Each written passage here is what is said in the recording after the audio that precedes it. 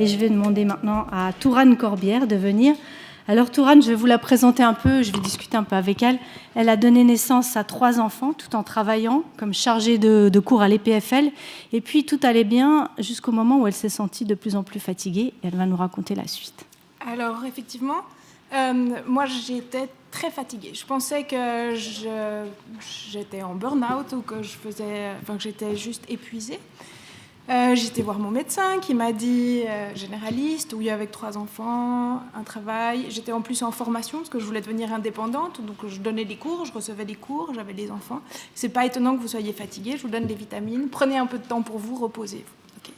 Ça a duré encore quelques semaines, j'ai arrêté de faire même les choses que j'aimais parce que j'ai simplifié ma vie, j'ai fait plus que l'essentiel, m'occuper des enfants, donner mes cours. Et ça ne suffisait pas, j'ai arrêté de faire du sport, j'ai arrêté de voir mes copines. Alors je suis retournée chez le médecin qui m'a fait une prise de sang et là, le diagnostic est tombé. J'ai un myélome multiple qui est un cancer de la moelle osseuse. Et je suis partie dans une série de traitements. J'ai commencé par être très soulagée d'avoir enfin le droit de me reposer, avant d'avoir compris qu'en fait, l'histoire allait être compliquée et durable. Alors maintenant, vous vivez avec ce diagnostic, avec ce myélome multiple que vous tenez en respect. Comment s'est passé le retour à la vie active ? Alors chez moi, le retour à la vie active a été très très progressif parce que j'ai eu des traitements qui étaient... j'ai eu un traitement qui était un traitement très intensif où je suis restée très longtemps à l'hôpital. Et quand je suis ressortie de l'hôpital, le retour à la vie active, c'était simplement retrouver déjà mon autonomie individuelle. Ça veut dire me laver, me faire à manger, descendre les escaliers, manger avec les enfants.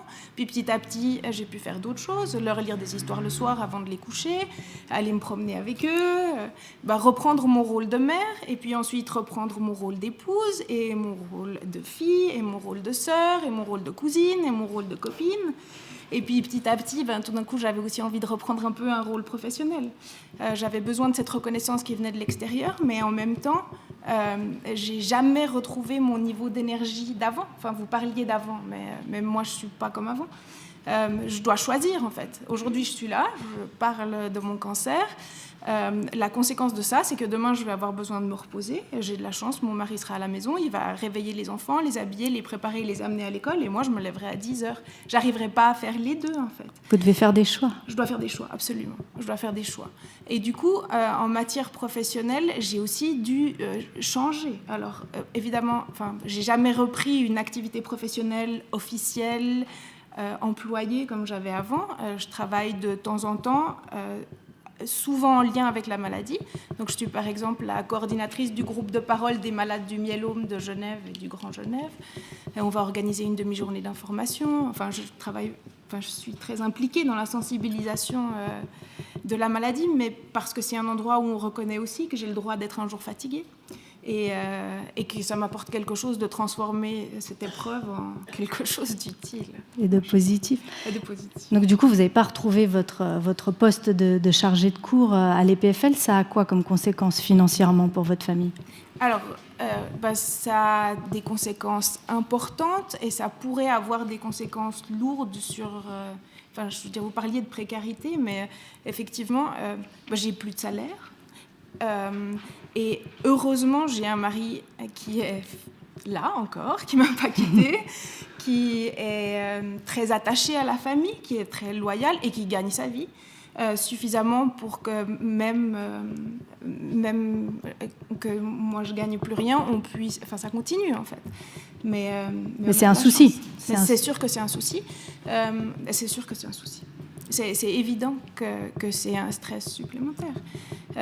Pour l'instant, j'attends la réponse de l'AI. Ça fait 3 ans et demi que j'attends la réponse de l'AI, qui va sans doute me donner un petit bout de quart de rente. Le problème aussi, c'est qu'au moment où moi, j'ai attrapé mon cancer, mon plus jeune enfant avait 2 ans.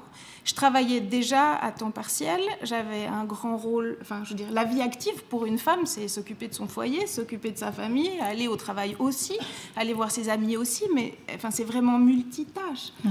Donc je ne sais pas non plus comment ça va être calculé, ce qui va être valorisé, ce qui ne va pas être valorisé. Est-ce qu'on va tenir compte du temps de travail que vous faisiez avant d'être malade, mais aussi avant d'avoir le diagnostic, ou est-ce qu'on va vous calculer votre rente sur le temps de travail que vous occupiez quand vous avez diminué sans savoir que c'était à cause de la maladie que vous étiez si fatiguée. Absolument. Et ça, vous ne le savez pas. Le plus juste, ce serait qu'on calcule en fonction de ce que j'aurais pu faire si je n'avais pas été malade. Parce que parfois, on prend des décisions provisoires. Là, on décide, OK, on travaille un peu moins parce qu'on se forme, ou on travaille un peu moins parce que les enfants sont petits, et dès qu'ils iront à l'école, on augmente le taux. Et puis, en fait, cette situation provisoire, chez nous, elle s'est juste cristallisée. Et ce n'était pas un choix. Ouais. Enfin, je veux dire. Pour vous, la solution idéale, ce serait quoi ? Bon, alors dans mon cas, vu ma fatigue et mon besoin de reconnaissance professionnelle aussi, moi j'aimerais être employée à 10-15% avec des horaires souples. Et puis évidemment qu'une rente AI aiderait à stabiliser le socle en fait, et à nous rassurer. Merci beaucoup pour ce témoignage, Clara.